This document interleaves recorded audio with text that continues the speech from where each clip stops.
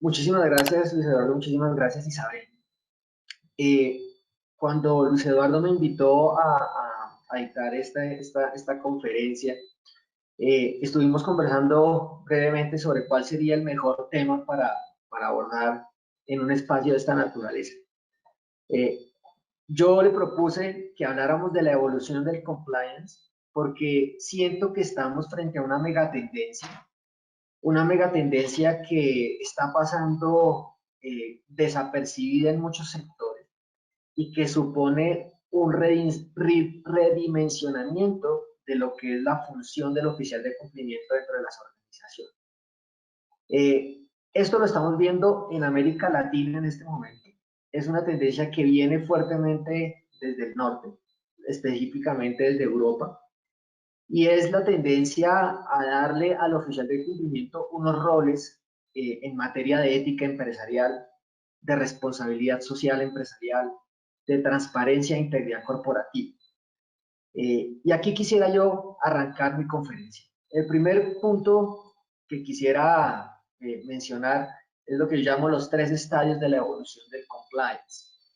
Eh, para hacer un poco de historia, en el año 1977, cuando se profirió la ley contra las prácticas corruptas en el extranjero, lo que nosotros conocemos como la FCPA, pues esto generó dentro de las estructuras organizacionales de muchas corporaciones que tenían operaciones offshore en los Estados Unidos, pues la construcción y el desarrollo de unas estructuras, de unas áreas, de unas dependencias que comenzaron a denominarse áreas de cumplimiento. El área de cumplimiento que estaba principalmente enfocada en el cumplimiento de la regulación prevista en la FCPA para asegurar que las compañías, filiales, subsidiarias o subordinadas de las matrices asentadas en Estados Unidos cumplieran apropiadamente la regulación de las jurisdicciones donde tenían operaciones. El propósito fundamental de la FCPA era revestir de integridad el sistema económico anglosajón norteamericano e impedir que las compañías norteamericanas fueran promotoras o facilitadoras de prácticas de corruptas en los países o en las jurisdicciones más débiles, principalmente en América Latina. Existían antecedentes que seguramente muchos de ustedes conocen, que eran los antecedentes de las prácticas de algunas empresas europeas.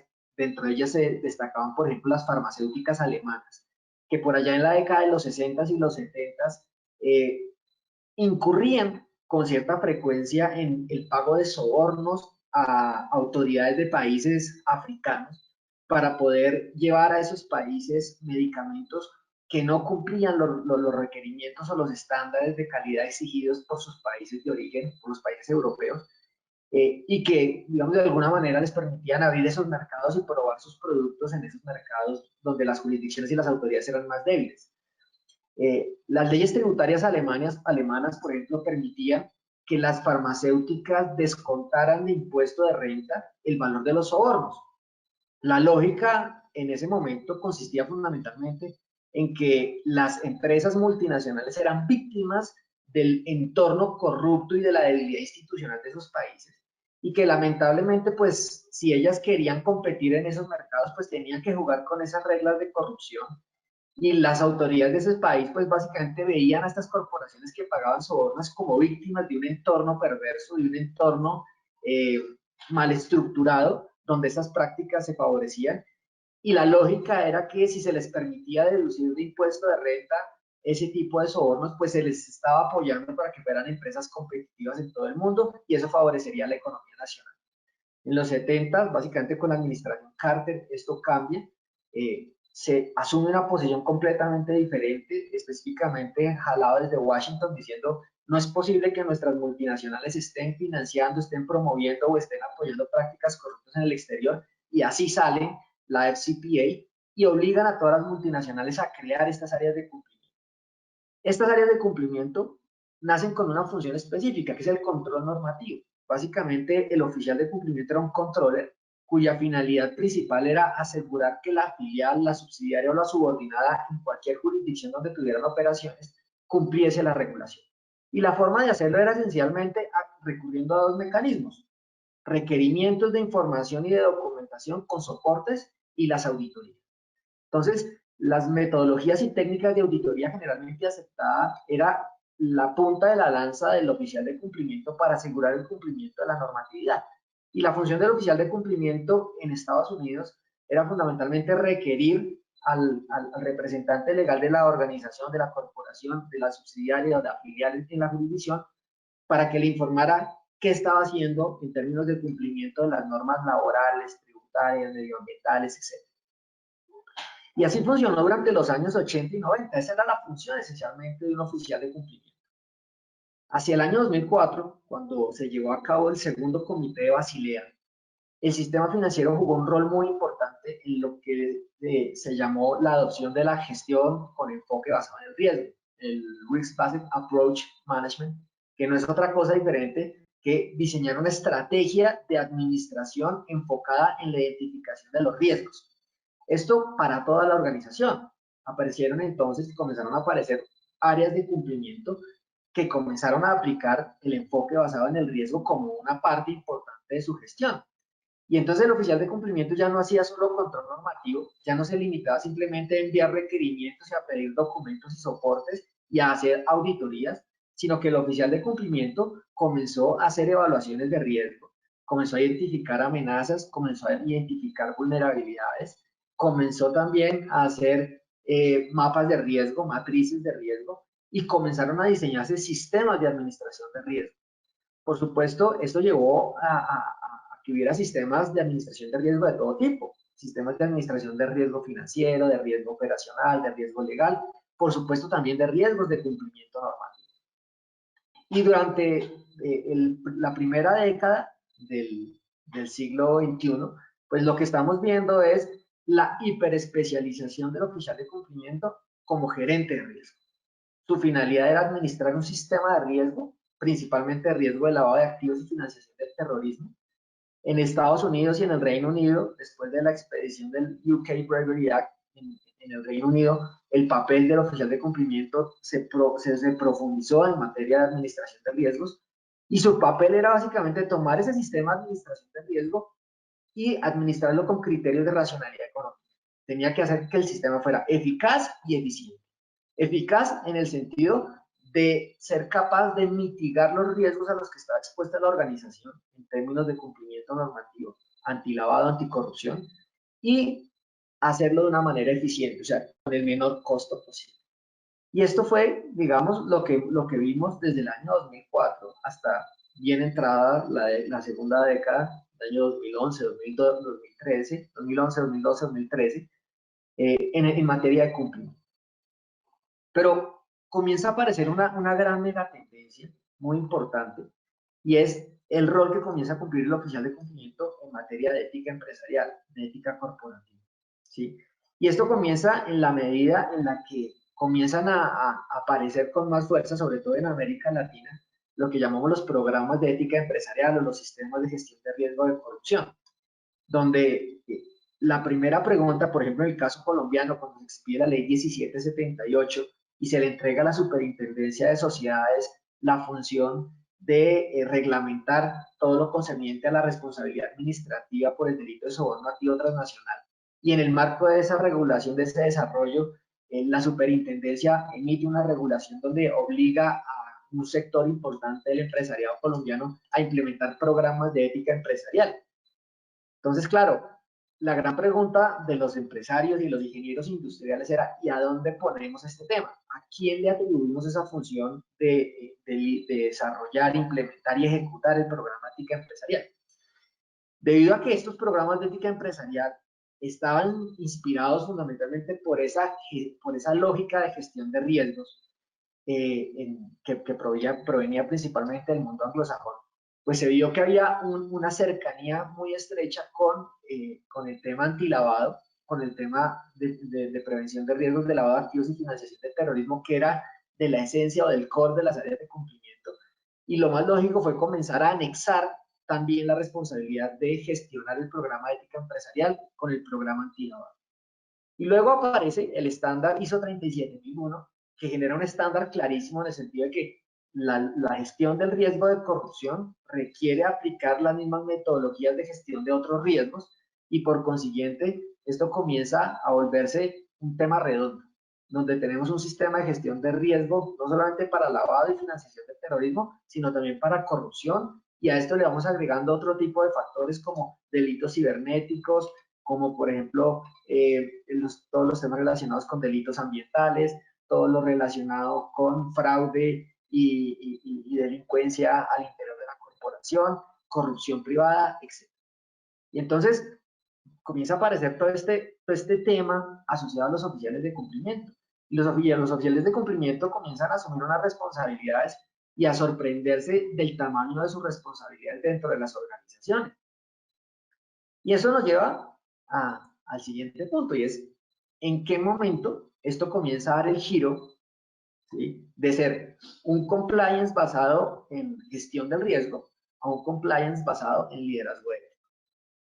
Desde hace aproximadamente unos 10 años han comenzado a aparecer en la literatura internacional diversos estudios sobre el tema de la ética corporativa, de la ética empresarial, la responsabilidad social empresarial.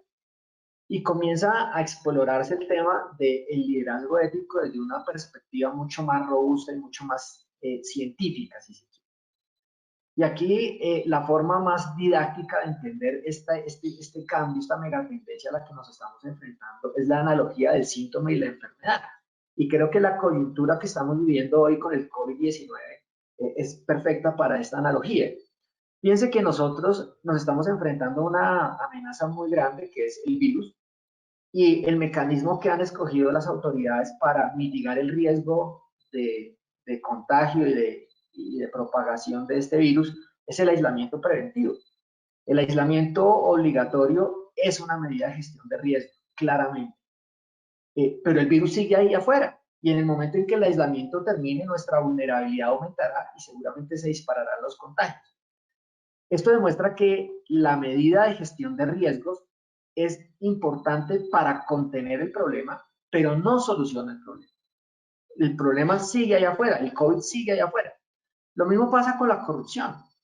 Una compañía puede generar un sistema de gestión de riesgo de corrupción, puede diseñar e implementar un programa de ética empresarial con enfoque basado en el riesgo. Y ese sistema de gestión de riesgo de corrupción le ayudará a contener el problema, pero no soluciona el problema de la corrupción. La corrupción sigue siendo un problema estructural que está ahí y no tiene una solución. No por lo menos desde el punto de vista del enfoque basado en el riesgo. Entonces, comienza a surgir una serie de inquietudes acerca de, bueno, y entonces, ¿cuál es la solución para el problema de la corrupción corporativa? Y todos los estudios sobre ética empresarial apuntan a que el problema de la ética empresarial es un problema esencialmente de cultura organizacional. De cultura organizacional que está también determinada por la cultura social, porque obviamente las organizaciones no son organizaciones que estén volando aisladas insularmente en un globo de éter, sino que son organizaciones incrustadas en un entorno social y cultural, y ese entorno social y cultural permea y afecta a la organización y la propia cultura organizacional.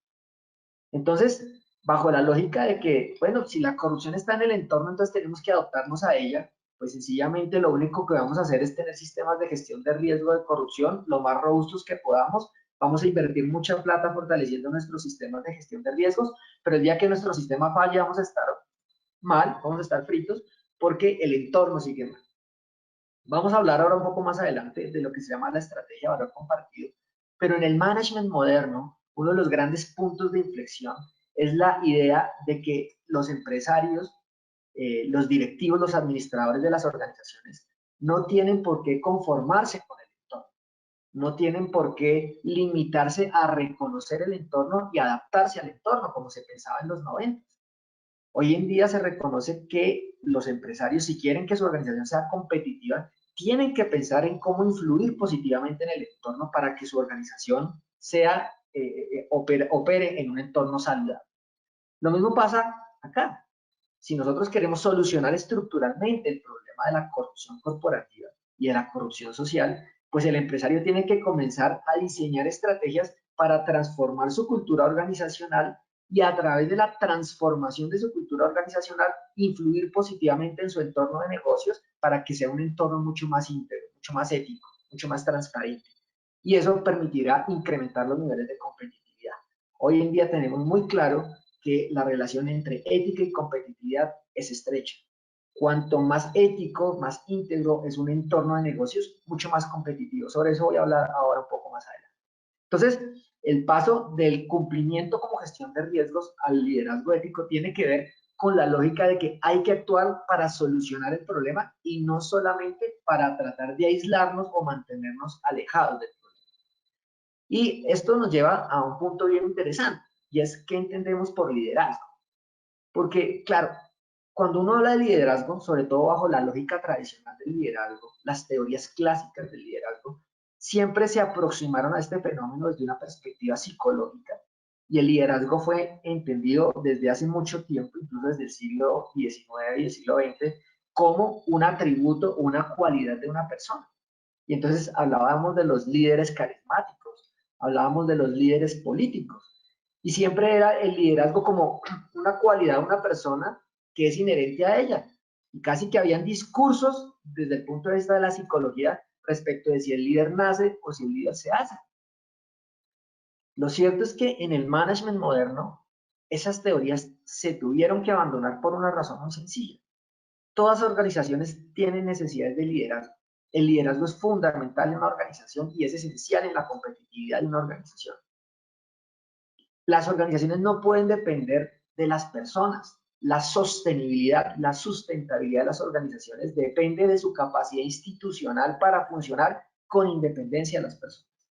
Luego, si el liderazgo en mi compañía depende de tener como director a Pedro, el día que Pedro se vaya, me voy a quedar sin liderazgo y la organización va a comenzar a desestabilizarse y vamos a tener una crisis de sostenibilidad.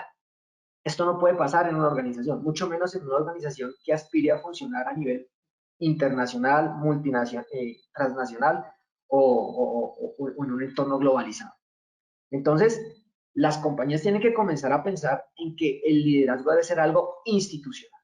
No puede ser una cualidad de una persona, sino que tiene que ser una cualidad de una organización.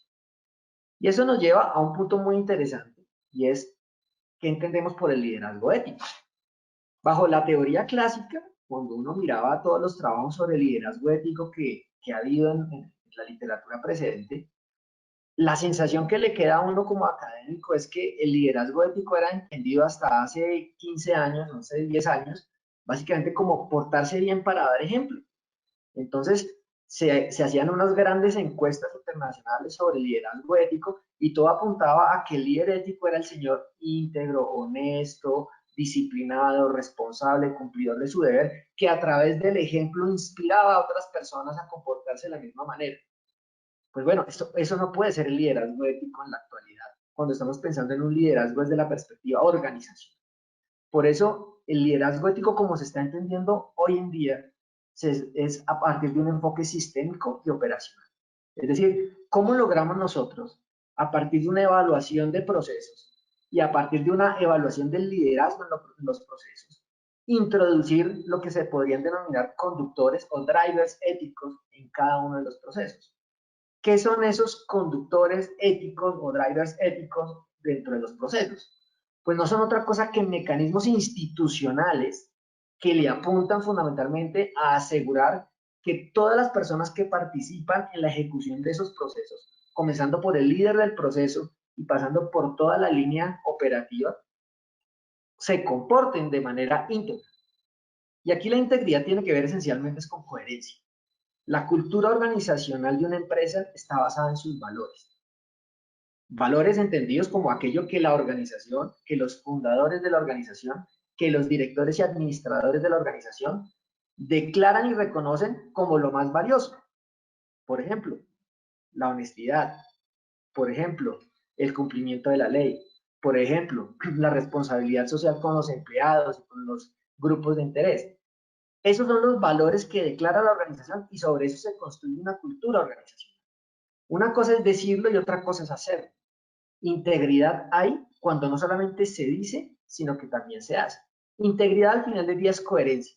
¿Sí? Una persona íntegra es la persona que piensa, dice y hace lo mismo. Hace lo que dice y dice lo que piensa. Esa es la coherencia y esa es la integridad. Lo mismo pasa en una organización. En una organización hay que incluir mecanismos, hay que incluir dispositivos dentro del proceso para asegurar la coherencia. Que la forma en la que se comporten nuestros colaboradores guarde sentido con lo que nosotros como organización estamos declarando como valores y como principios orientadores de nuestra función. Actualmente hay, digamos, grandes estudios avanzando en esa materia, en cuáles deberían ser esos drivers, esos conductores éticos dentro de los procesos. Y hay una organización europea dedicada específicamente a eso, el European Business Ethics Network. Es fundamentalmente una organización sin ánimo de lucro en Europa que está enfocada en el estudio del liderazgo ético desde la perspectiva organizacional y en el desarrollo de capacidades institucionales para fomentar el liderazgo ético de forma sistémica dentro de una organización. Ahora, cuando hablamos de la capacidad de una organización para fomentar, para construir liderazgo ético dentro de la organización, pues estamos hablando de un tema bien complejo, porque estamos hablando de la capacidad que tenga la propia organización para transformar a sus colaboradores y hacerlos entrar en la lógica, en la racionalidad de su cultura de organización. Aquí vale la pena entender, digamos, que hay varios tipos de liderazgo, ¿sí? Está el liderazgo transaccional y está el liderazgo transformacional. Son dos categorías que se encuentran recurrentemente en la literatura sobre el liderazgo. No solo el liderazgo ético únicamente, sino el liderazgo en general. El liderazgo transaccional, pues muchos de ustedes lo sabrán, hace referencia a un modelo de liderazgo en el cual dentro de la estructura funcional de una organización se introducen incentivos para que la persona actúe como la organización quiere que se comporte. Entonces, en el caso del liderazgo ético, un liderazgo transaccional se basará principalmente en un sistema de recompensas y castigos. Cuando se incumplen los valores, los principios o las políticas de la organización, pues habrá un castigo y para quien lo cumpla, pues habrá premios, habrá reconocimientos. Entonces, es una forma de liderazgo transaccional, porque lo que yo hago básicamente es introducir incentivos para que la persona, en un análisis racional de costo-beneficio, analice qué le conviene más, cumplir la normatividad, comportarse de manera ética o no hacerlo. Y si yo soy capaz de introducir incentivos lo suficientemente fuertes para lograr motivar a la persona a que cumpla la norma, pues voy a lograr un comportamiento ético, básicamente como resultado de una transacción dentro de la lógica de la operación en la organización. Ese liderazgo funciona, ese liderazgo tiene sentido, es un primer paso que toda organización debe dar dentro de su proceso de transformación en la cultura organizacional, pero no es el ideal. El modelo ideal de liderazgo es el liderazgo transformacional, que consiste fundamentalmente en que la persona comienza a cumplir las normas, comienza a cumplir las políticas de la organización, no sobre la base de un beneficio o de un castigo, sino sobre la base de que su propio sistema de creencias, de que sus propios valores y principios personales comienzan a identificarse con los valores y principios organizacionales. Entonces yo cumplo la norma no porque me van a dar un premio o no porque me van a dar un castigo, sino porque yo como persona también comulgo con esa lógica, yo también comulgo con esas ideas. Y eso supone que si yo quiero tomar a mi equipo de colaboradores y llevarlos a un estadio en el cual ellos hayan introyectado de manera apropiada los valores, los principios y las políticas de la organización, pues voy a tener que transformarlos como personas. Y aquí son importantes las motivaciones. ¿Qué motiva a una persona a transformarse? Esto hay un discurso bellísimo sobre cómo transformar, cómo motivar a las personas para lograr realmente un liderazgo transformacional. Ahora, aquí también es importante entender que hay otras dos categorías de liderazgo que vale la pena tomar en consideración. Uno es el liderazgo proactivo, que tiene que ver fundamentalmente con el liderazgo de iniciativa de la persona. Es decir, cuando la persona o la organización toma en sus manos las riendas de la organización y decide ella misma sin que nadie se lo pida, sino únicamente como producto de su propia decisión corporativa, emprender la tarea de transformar a sus colaboradores, de hacer una transformación en la cultura organizacional de sus colaboradores. Otra cosa es el liderazgo reactivo, que es muy importante porque ninguna organización está exenta de enfrentarse a una crisis ética, ¿sí? Muchas veces causada por infidelidad de alguno de sus colaboradores o por alguna persona que está dentro de sus grupos de interés o en su entorno. Evidentemente, una organización grande que tiene miles de colaboradores, no solamente a nivel nacional, sino en otros países, pues es muy difícil que eventualmente algún colaborador no sea la oveja negra de la familia, no se descarríe y comience a ser infiel a los valores, a las políticas, a los principios de la organización y termine ejecutando actos de corrupción. Cuando eso pasa, pues las organizaciones se enfrentan a una crisis ética, a un problema ético. Y ahí es donde se necesita un liderazgo ético reactivo. Alguien o algún área de la organización que sea capaz de enfrentar el problema, de ponerle el pecho a la situación y de tomar las decisiones correctivas necesarias para poder encauzar nuevamente a la compañía hacia el cauce que debe ser. Entonces tenemos acá un liderazgo ético preventivo, ¿sí? Que actúa de manera proactiva para evitar que esos eventos pasen y que es un liderazgo que va de la mano con el sistema de gestión de riesgo. ¿Sí?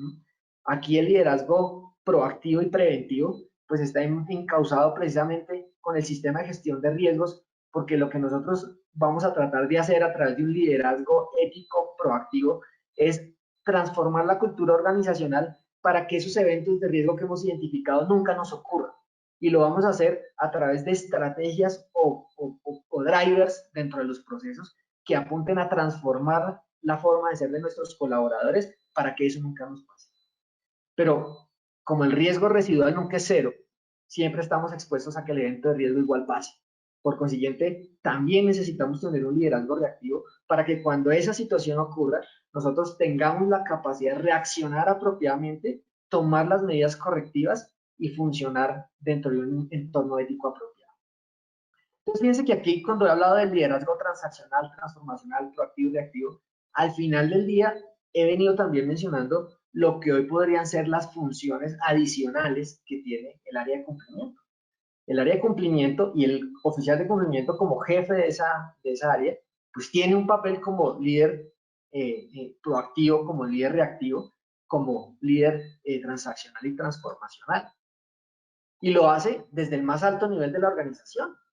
Todas las recomendaciones internacionales que ustedes vean en materia de cumplimiento, comenzando por las del Grupo de Acción Financiera Internacional, yendo a la OCDE, yendo a las guías que elaboró el Departamento de Justicia para la implementación de la FCPA, las guías que elaboró el Ministerio de Justicia del Reino Unido para la implementación de la ley antisoborno del Reino Unido. Todos esos estándares internacionales siempre dicen que los oficiales de cumplimiento tienen que estar en el nivel más alto de la organización y tienen que estar a un nivel en el cual ellos puedan ser los líderes éticos, que ellos tengan la capacidad de pararse frente al presidente de la compañía y decirle, no, esa operación no se puede hacer, o decirle, ese cliente no puede entrar a la organización, o ese proveedor no debe estar y debemos salir de ese proveedor.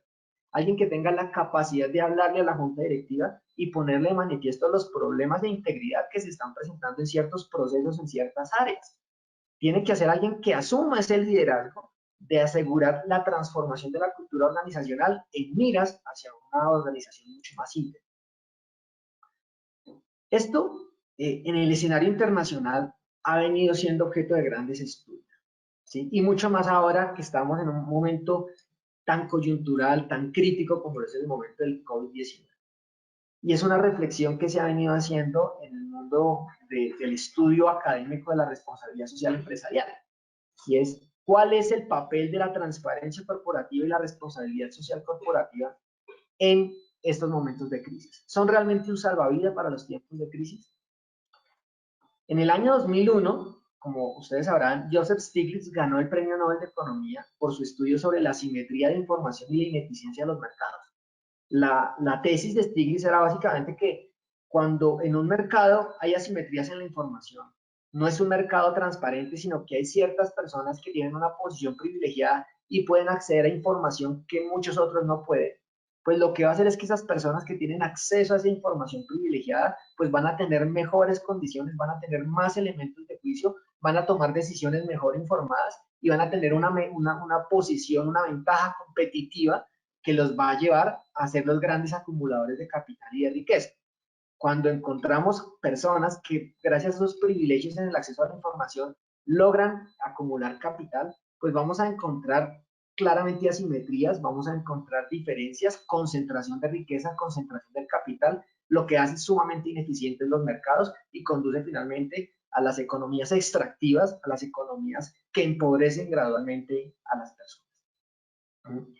En el caso alemán, es un caso paradigmático, la situación ha sido casi que un caso de estudio. El profesor Reinghoff, que es el presidente del Instituto Hall de Investigación Económica en Alemania, ha hecho varios estudios sobre el tema y él tiene una tesis bastante interesante sobre las características del modelo alemán. Piensen ustedes que Alemania es un país que en el siglo XX fue destruido, fue arrasado por lo menos 2 veces y adicionalmente tuvo que soportar varias crisis económicas, la crisis del petróleo del año 70 y recientemente en el año 2008 fue el segundo país más afectado por la crisis de las hipotecas subprime después de los Estados Unidos.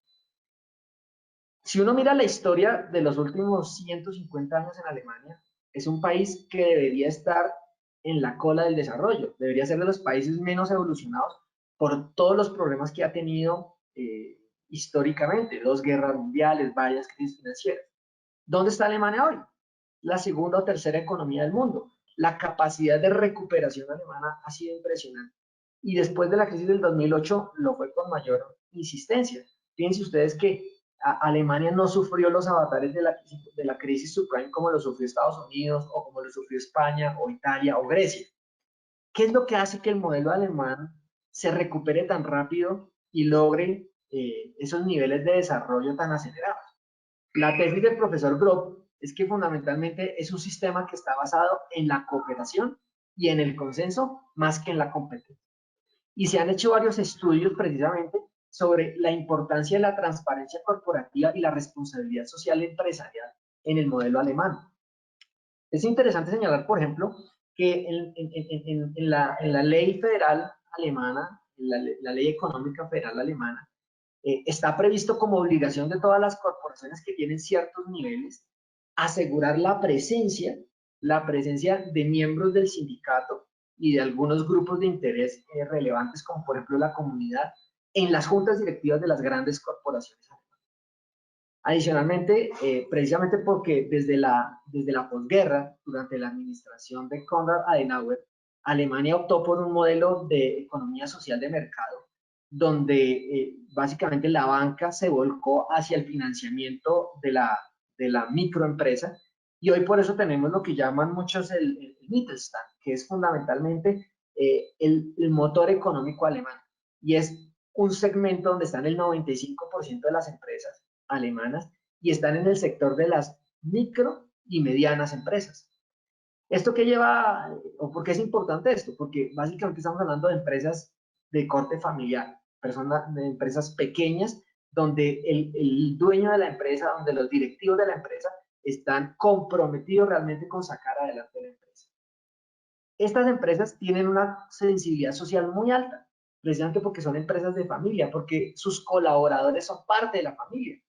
Y adicionalmente entienden que la transparencia corporativa es fundamental para poder tener buenas relaciones con sus colaboradores.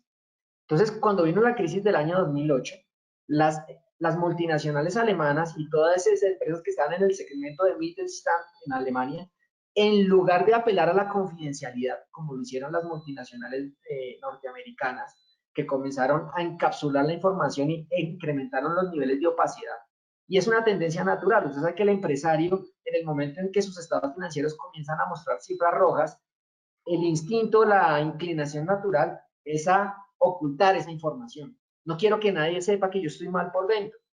Pues en Alemania ocurrió lo contrario, y es, venga, tenemos en la junta directiva miembros del sindicato, tenemos en la junta directiva a personas de los grupos de interés, a la gente de nuestra cadena de abastecimiento.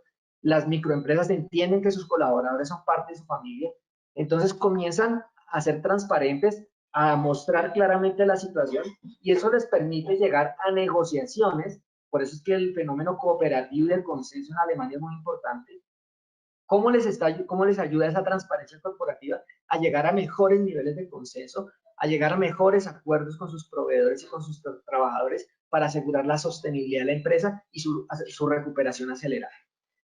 Y la situación del COVID-19 no es diferente. Hoy hay unos estudios muy interesantes sobre lo que llaman en Alemania el Kurzarbeit, que es una modalidad de trabajo en la cual una parte del salario de los empleados que están cesantes las cubre el Estado y otra parte las cubre el empresario, para asegurar que no se desmonte el aparato productivo como consecuencia de la crisis del COVID-19. Esos acuerdos en los que se basa el Kurzarbeit son posibles fundamentalmente por dos razones: transparencia corporativa y responsabilidad social empresarial. Responsabilidad social empresarial porque no queremos afectar a nuestros trabajadores. Sí nos importa su bienestar, nos importa su futuro y no queremos simplemente sacarlos a la calle. Queremos asegurarlos que estén bien y retenerlos para cuando esto se recupere, volver otra vez a encauzar. Al final del día el talento humano es fundamental. Y transparencia corporativa, porque para hacer esto necesito acuerdos con las personas que hacen parte de mis grupos de interés, con mis proveedores, con la comunidad, con los sindicatos, y eso es posible si yo soy realmente transparente en la información. Aquí les dejo alguna literatura que es muy interesante sobre este tema, dos libros que están, digamos, a la vanguardia en esta materia, para el que le interese este tipo de discusiones. Ahora, ¿cómo llevar eso a la práctica? ¿Cómo lograr un liderazgo ético en una organización? ¿Cuáles son esos drivers? ¿O dónde están esos drivers? La piedra angular de esto es el buen gobierno corporativo. Y el buen gobierno corporativo tiene por lo menos dos grandes componentes. Uno es el marco normativo, que es el conjunto de reglas que orientan la organización. Y ahí vamos a encontrar las políticas, los códigos, los reglamentos, los procedimientos que tiene la organización para regular su funcionamiento.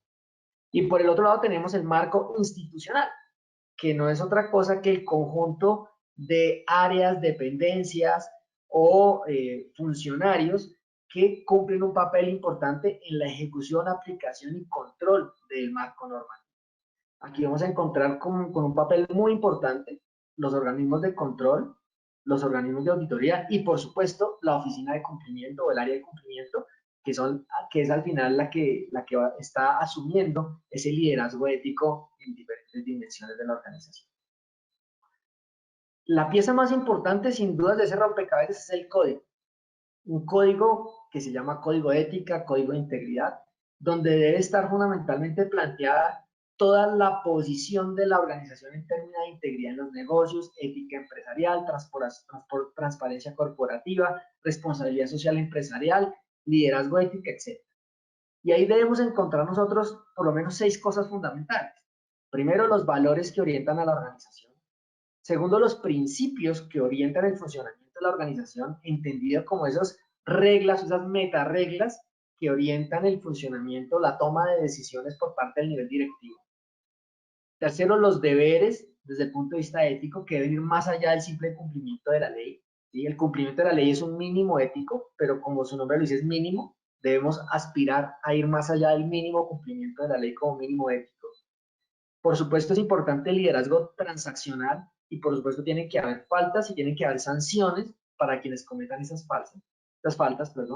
Y por último, tenemos que tener procedimientos que nos ayuden a no solamente materializar el liderazgo transaccional, sino también el liderazgo transformacional. Procedimientos de capacitación, procedimientos de entrenamiento, procedimientos de sensibilización que nos ayuden a estar de manera continua mejorando los estándares de integridad en la organización. Importante las políticas, porque las políticas son son esos drivers al final. Las políticas son esos drivers que nos ayudan a la toma de decisiones en momentos complejos. Cuando tenemos lo que llamamos dilemas éticos, esos momentos en los cuales la decisión es difícil y no sabemos cuál es la decisión correcta. Por supuesto, en el mundo de los negocios, el gran dilema siempre va a estar entre el beneficio económico y el cumplimiento del estándar ético, porque es muy normal que esos dos objetivos entren en momentos en colisión. Mi interés es vender más, mi interés es facturar más, pero al mismo tiempo tengo un marco ético que me limite cierto tipo de operación. Y eso lo vamos a comenzar a ver muy, muy claramente a partir de ahora en muchas organizaciones. Las organizaciones están en un momento crítico desde el punto de vista económico y financiero y obviamente van a tener que comenzar a reducir sus costos para poder optimizar el uso del dinero invirtiéndolo en el core de la operación. Y eso va a hacer necesariamente que el área de cumplimiento comience a retrotraerse. Tiene que haber, va a comenzar a haber un retroceso, una contracción de las áreas de cumplimiento. Los oficiales de cumplimiento van a funcionar con menos dinero, con menos gente y van a tener, digamos, unos recortes importantes. Y eso va a significar necesariamente mayores niveles de riesgo. Y en esa medida también va a aparecer apetito al riesgo. Las organizaciones van a incrementar su apetito al riesgo.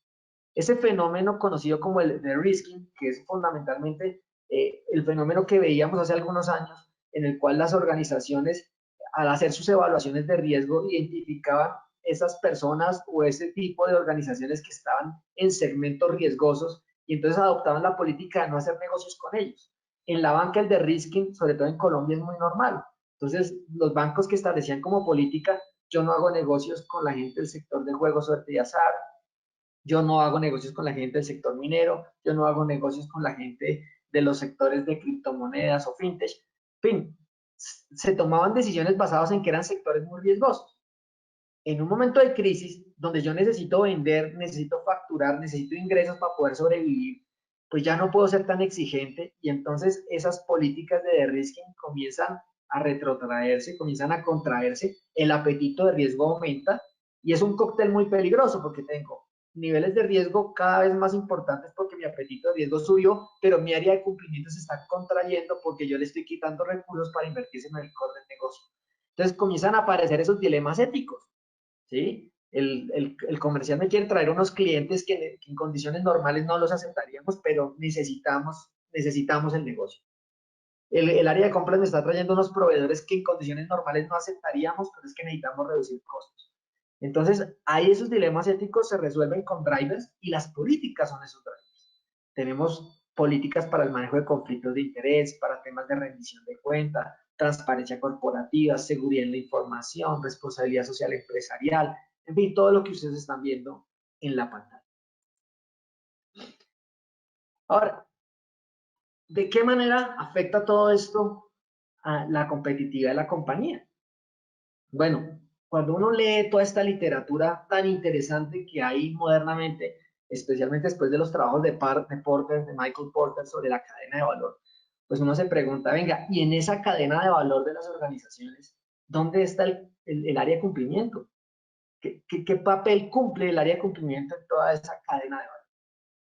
Y es una reflexión interesante porque si uno va y mira toda la literatura y los diagramas que hay por montones en internet sobre cadena de valor, pues uno no encuentra el área de cumplimiento en ninguno de esos dibujos.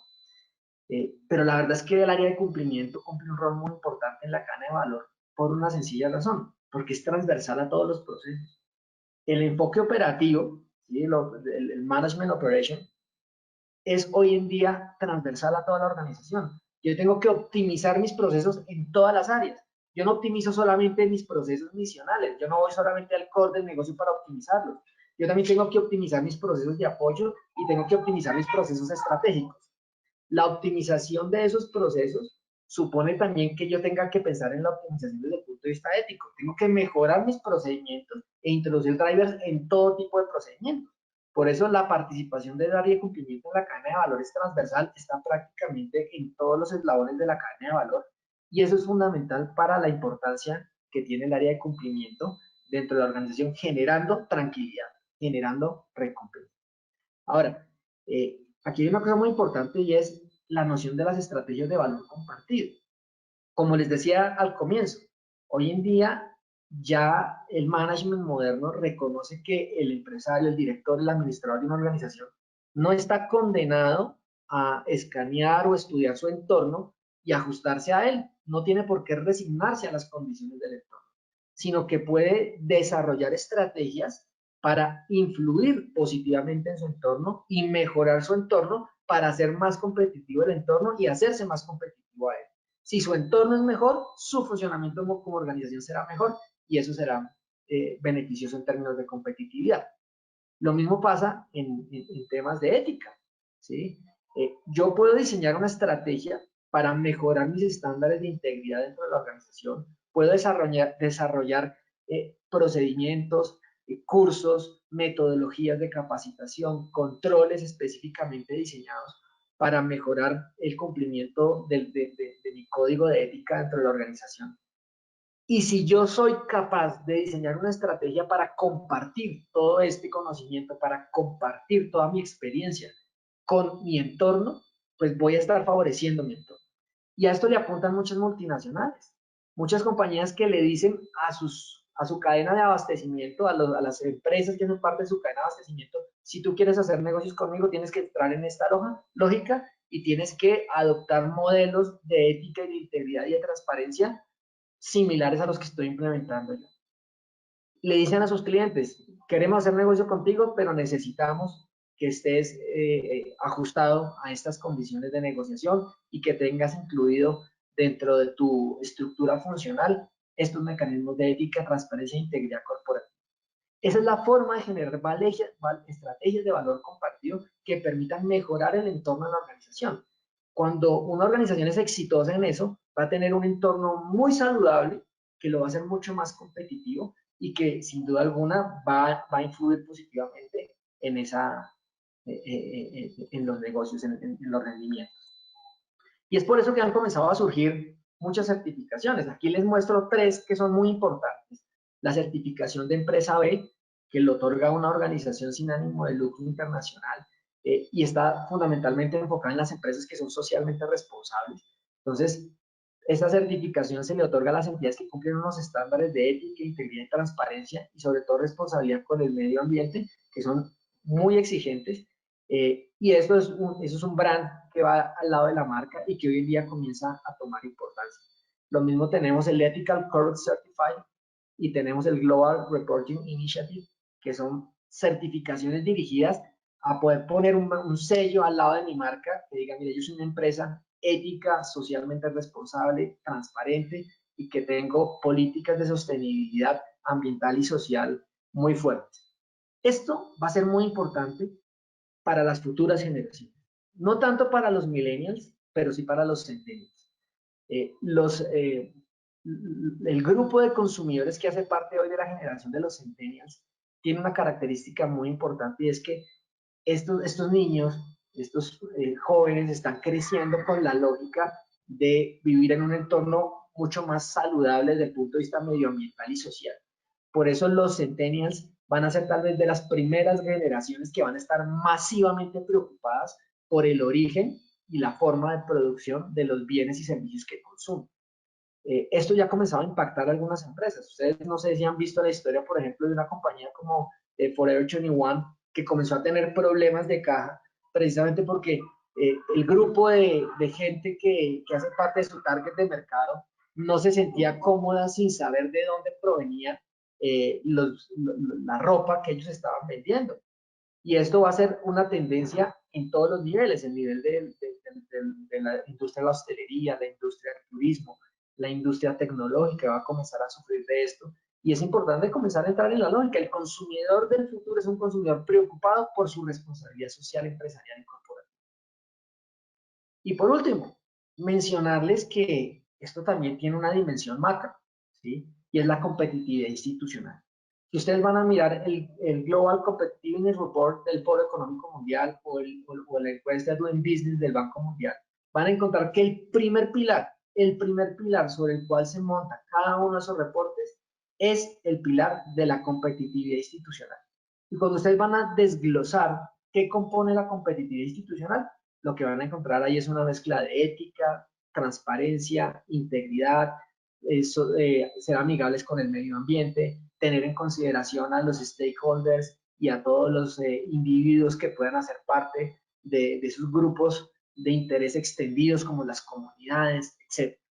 Entonces, eso también es importante desde el punto de vista de política pública, ¿sí? Fomentar que las empresas entren en estas lógicas de un liderazgo ético más intenso va a beneficiar a largo plazo, o incluso a mediano plazo, la competitividad nacional. Por consiguiente, es algo que no se puede desdeñar como una estrategia de política pública para influir positivamente en el ecosistema empresarial, por ejemplo, en Colombia, y hacer que esto sea mucho más, un entorno mucho más saludable para hacer negocios en la región. Les agradezco muchísimo su tiempo, les agradezco muchísimo el espacio, muchas gracias a Riz, muchas gracias a Luis Eduardo, y por supuesto estoy a su entera disposición si hay alguna duda, alguna aclaración adicional. Bueno, pues, doctor Wilson, encantado de compartir este momento, no solamente profesional, sino académico. De verdad que desde mi humilde opinión quedé muy, muy, muy complacido con la manera como ha expuesto el tema, cómo nos ha llevado desde una evolución histórica hacia esta megatendencia de liderazgo ético. Pues muchísimas gracias, muy interesante. Sí, tenemos algunas preguntas. Francisco, por ejemplo, nos preguntó desde hace un buen rato, cuando estaba hablando de los diferentes enfoques de liderazgo en el tema motivacional. Él dice si nos puede dar algunos ejemplos de motivación, de tema de motivacional o liderazgo transformacional que no sean económicos. No, como así, no, económico, perdóname la pregunta, no entendí muy bien. Dice así, dice que si nos puede dar algunos ejemplos de motivaciones que no sean económicas, tal vez cuando te referías al tema de el liderazgo transaccional versus el transformacional. Creo que se refería en ese momento. Bueno, la última parte es la que no entendí muy bien cuando dice que no sean económicos. Claramente, sí, es decir, la motivación, supongo que se está refiriendo al tema de pago de incentivos o bonificaciones económicas para que las personas, eh, de alguna manera, se motiven al cumplimiento de la norma, ¿cierto? Cuando yo como director o administrador introduzco un incentivo económico para que la gente cumpla la norma, estoy haciendo uso o estoy aplicando liderazgo transaccional. El liderazgo transformacional busca transformar eso, ¿verdad? Precisamente que la persona cambie su forma de ser, que su estructura mental, que su estructura de valores se ajuste a la cultura organizacional, sin necesidad de que haya esas motivaciones de tipo económico o sanciones. Sobre ese punto, digamos, lo que cumple esa función de alguna manera es los ejercicios de sensibilización. ¿Sí? Cuando las organizaciones cumplen un rol activo en la sociedad y cuando los directivos de la organización se encargan de transmitir a todos sus colaboradores cuál es el impacto que está teniendo la organización positivo en la sociedad, de alguna manera se logra que la gente introyecte sus valores como propios y comience a entender y a sentir que los valores de la organización son los valores que ellos comparten como seres humanos. Entonces, es el caso de muchas organizaciones que tienen fundaciones, ¿sí? Una organización, no sé, que tiene su empresa que produce bienes y servicios y crea paralelamente una fundación donde realiza actividades sociales que tienen una estrategia de valor compartido. Voy a poner un ejemplo, no voy a ahorrar el nombre porque no quiero exponerlo, pero una empresa dedicada fundamentalmente al turismo, administra centros vacacionales con un centro vacacional muy grande en una población muy, digamos, muy pequeña y muy pobre de Colombia. En un momento dado, pues obviamente ese centro vacacional toma mucha fuerza y se convierte en un motor económico importante de esa pequeña población. Y lamentablemente, pues en la medida que el negocio crece, pues la demanda de recurso humano comienza a aumentar y los administradores de este centro vacacional encuentran que no tienen dentro de la gente del pueblo el recurso humano con el talento que necesitan para poder salir adelante y atender sus necesidades de recurso humano. En condiciones normales, una organización habría salido a abrir procesos de selección en otros lugares y habría traído de afuera el recurso humano para poder atender sus necesidades. ¿Qué hizo esta organización? Desarrolla una estrategia de valor compartido y entonces crea, paralelo al centro vocacional, un pequeño centro de capacitación y entrenamiento para los miembros de esa comunidad, para los vecinos del centro vacacional. Y comienza a impartir capacitación en los temas que le interesan fundamentalmente y que son la necesidad del centro vacacional. Muy pronto, en cuestión de meses, comienza a haber una cantidad de recurso humano capacitado que se incorpora a la planta de personal y entonces la comunidad comienza a percibir la organización como un motor importante, no solamente de recursos, sino de desarrollo, de prosperidad para el entorno. Y eso genera un sentimiento de apropiación importante por parte del recurso humano, por parte de los colaboradores de la organización. Y eso va haciendo que esos colaboradores que ingresen con la lógica de la cultura organizacional de esa compañía. Y seguramente va a ser mucho más fácil que ellos se ajusten a los códigos, a las políticas, a los reglamentos de la organización, porque sienten que esa es la forma en la que ellos contribuyen, no solamente a su crecimiento personal, sino al crecimiento de la comunidad. Y es más, el día que ese centro vacacional tenga una crisis económica, si actúan con transparencia, muy seguramente lo que van a recibir es el apoyo de la comunidad y van a lograr negociaciones que beneficien a la organización y a todo el entorno social. Un ejemplo, simplemente.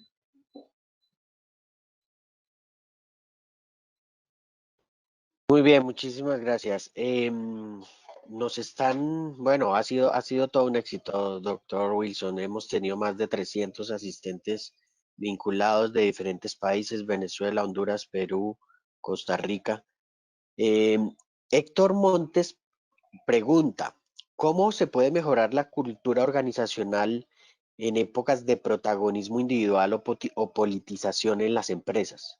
Y de paso, Juan Pablo, para complementar, ¿qué libros nos puede recomendar para oficiales de cumplimiento que ejerzan una práctica integral?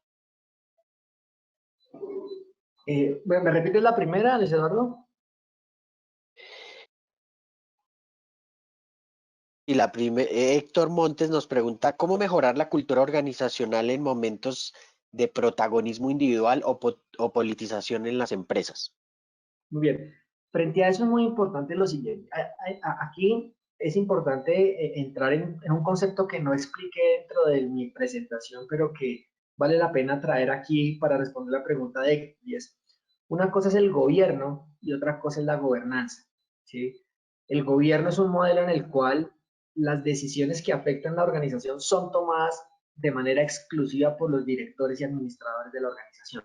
Ellos allá cumplen un papel directivo, se sientan y en sus escritorios planean y toman decisiones, ¿sí? Y el resto de la organización se encarga de ejecutar esas decisiones. Ese es un modelo de gobierno corporativo tradicional. Cuando yo hablé del modelo alemán, donde hay mucha más cooperación y donde hay mucho más consenso, ese modelo de economía social de mercado que se impuso desde la época de Adenauer, ha llevado a que el modelo alemán, más que un modelo de gobierno, sea un modelo de gobernanza. ¿Cuál es la diferencia? La diferencia es que en los modelos de gobernanza corporativa, las decisiones no se toman única y exclusivamente por los directivos, sino que se toman a través de procesos participativos. Cuando yo comienzo a construir las decisiones no de arriba hacia abajo, sino de abajo hacia arriba, donde antes de tomar la decisión yo hago una ronda de consultas, donde yo llamo a las personas que podrían tener interés o que podrían aportar a que nos den sus opiniones, a que nos den sus insights, a que nos ayuden a hacer un brainstorm y a encontrar soluciones creativas. Cuando yo estoy involucrando a mis colaboradores en una parte de la toma de la decisión, no significa que yo les tengo que ceder el gobierno, no significa que yo les tengo que ceder a ellos la toma de decisión, no significa que dentro de la organización todo hay que tomarlo por votación, no, no, no. Se trata simplemente de consultarle a las personas, de llamarlas y decirles, oiga, su opinión me importa, lo que usted tiene que decir es importante para nosotros. Venga, señores sindicatos, ¿qué opinan ustedes? Estamos considerando, tenemos este problema, ¿qué nos proponen? Y esto necesariamente, al hacer abrir el proceso de una manera más participativa, genera un mayor nivel de apropiación. Cuando usted toma una decisión y simplemente la comunica y la impone, pues la gente se siente ajena a esa decisión y la entiende como una decisión suya. Y si usted la toma, pues usted se equivocó y eso es problema suyo. Pero cuando me han hecho partícipe de la decisión, cuando el modelo no es de gobierno, sino de gobernanza, yo logro que las personas se involucren mucho más en la toma de la decisión y eso hace que la decisión tenga más legitimidad y que la decisión sea apropiada por los individuos como parte también de su proceso. Al final ellos dicen, no la tomaron todos solos, la tomamos entre todos y al final todos tenemos que tratar de sacarla adelante. Ese modelo es un modelo que hoy en día es mucho más eficaz que el modelo anterior.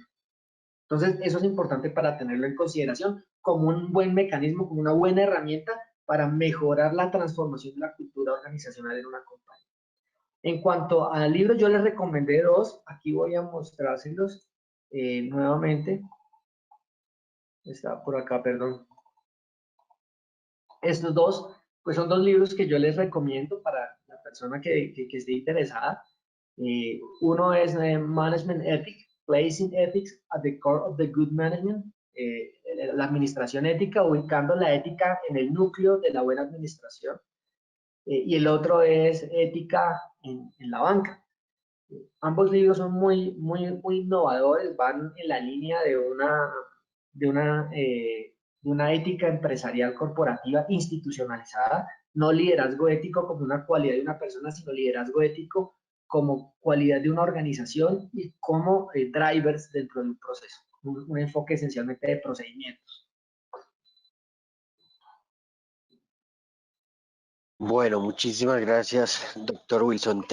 Tal vez ya se respondió una pregunta que nos hacía Carolina de cómo transformar la cultura, pero la puedo integrar con otra que nos hace Erika y dice, es similar, de cómo integrar hoy en los modelos de cumplimiento eso que estaba proponiendo de integrar todas las áreas de cumplimiento cuando hoy las áreas antisoborno, las áreas de riesgo de lavado, las áreas de riesgo operativo van cada una como por su camino.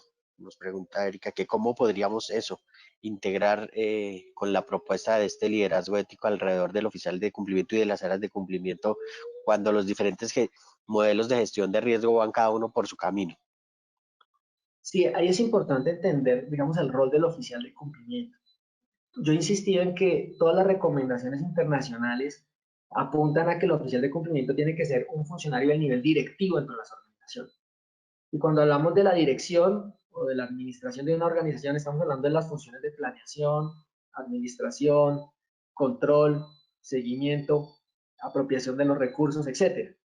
Entonces, la función que tiene que cumplir el área de cumplimiento y principalmente el oficial de cumplimiento es ayudar a que dentro de la organización se diseñe toda esta estructura. No quisiera llamarlo sistema porque creo que no es propiamente un sistema, pero yo lo llamaría una estructura de liderazgo ético dentro de la organización. Es decir, es el oficial de cumplimiento quien tiene que tomar ese mando para hacer esa evaluación de procesos, esa evaluación de los procesos, identificar cuáles son esos procesos donde necesitamos liderazgos proactivos, donde liderazgos reactivos, donde necesitamos liderazgos transaccionales, donde liderazgos transformacionales. Y luego, una vez diseñado esa estructura e implementado, la función del oficial de cumplimiento debe ser la interacción con las demás áreas de la organización. El liderazgo ético no puede ser un tema que esté bajo el control exclusivo y excluyente del área de cumplimiento, no. El liderazgo ético tiene que ser institucional y en él deben cumplir un rol el área de recursos humanos, el área legal, el área operativa, el área financiera. Todas las áreas tienen que tener un rol, unas responsabilidades en esa materia. La función del oficial de cumplimiento debe ser el director de la orquesta. Él es el que debe estar, de alguna manera, indicando cuáles son los instrumentos que tienen que ir sonando y los tiempos en los que tienen que ir sonando. Tiene que estar observando el desempeño y la evolución de la estructura y es el que tiene que ir sugiriendo y promoviendo las modificaciones o las reformas o los ajustes que se necesiten para que esto realmente funcione, ¿sí? Entonces, a veces tendemos a pensar de que si le asignamos al área de cumplimiento una responsabilidad, la tiene que cumplir solita. Y entonces dice el oficial de cumplimiento, no, pero es que yo tengo 3 analistas, yo no soy capaz de hacerlo. No, es que no tienes que hacerlo solo.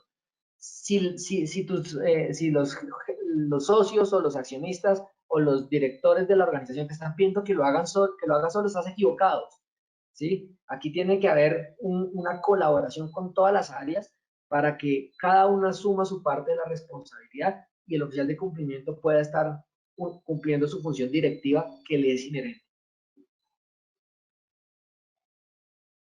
Bueno, muchísimas gracias. Tenemos más preguntas, pero tal vez por respeto al tiempo que programamos, 10:15 vamos a terminar y por respeto también a nuestro invitado, solamente voy a hacer esta última pregunta y las demás pues se las podríamos transmitir para darle respuesta a nuestros asistentes. Manuel Fuentes nos dice, ¿cómo recomienda implementar un modelo de liderazgo ético en instituciones del Estado donde muchas veces las actuaciones de los titulares se realizan más por temas o intereses políticos que estructurales?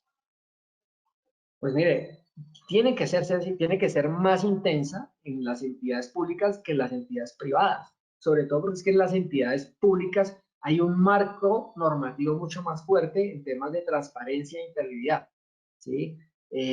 Entonces, digamos que realmente lo que se necesita en el caso del sector público es más la voluntad política de tomar el tema en serio y el desarrollo de proyectos de innovación dentro del sector público para el diseño de esas estructuras de liderazgo ético entre las organizaciones.